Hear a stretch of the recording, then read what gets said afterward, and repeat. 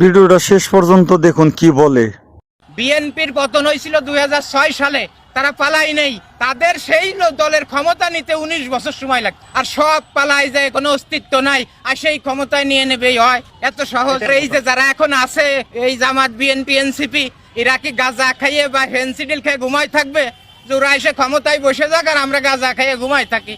এটা সম্ভব? তারা পাগল আছে যে তারা আসলে আমরা ক্ষমতা ছেড়ে দিলে আমাদের অস্তিত্ব থাকবে না। তা তারা শেষ রক্তবিন্দু বন্ধু দিয়ে তো লড়াই করবে।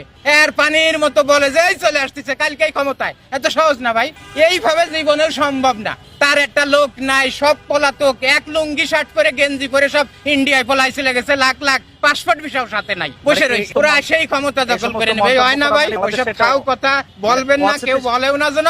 বাস্তবতা অনেক কঠিন। যারা ক্ষমতায় আছে এরা ঘুমাই থাকবেন না গাঁজা খাইয়ে। এই যে বলেন যে বিরোধী দল জামাত বিএনপির বিরোধ, ভিডিওটা শেষ পর্যন্ত দেখুন কি বলে। বিএনপির পতন হয়েছিল 2006 সালে, তারা পালাই নেই। তাদের সেই দলের ক্ষমতা নিতে 19 বছর সময় লাগে, আর সব পালাই যায়, কোনো অস্তিত্ব নাই, আর সেই ক্ষমতায় নিয়ে নেবেই হয়। এত সহজ? এই যে যারা এখন আছে, এই জামাত, বিএনপি, এনসিপি, এরা কি গাঁজা খাইয়ে বা ফেন্সিডিল খেয়ে ঘুমাই থাকবে? যে ওরা এসে ক্ষমতায় বসে যাক আর আমরা গাঁজা খাইয়ে ঘুমাই থাকি? এটা সম্ভব? তারা পাগল আছে যে তারা আসলে আমরা ক্ষমতা ছেড়ে দিলে আমাদের অস্তিত্ব থাকবে না। তা তারা শেষ রক্তবিন্দু বন্ধু দিয়ে তো লড়াই করবে।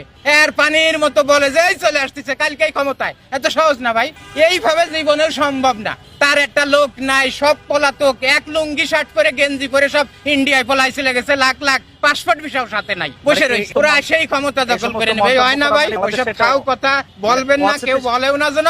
বাস্তবতা অনেক কঠিন। যারা ক্ষমতায় আছে এরা ঘুমাই থাকবেন না গাঁজা খাইয়ে। এই যে বলেন যে বিরোধী দল জামাত বিএনপির বিরোধ,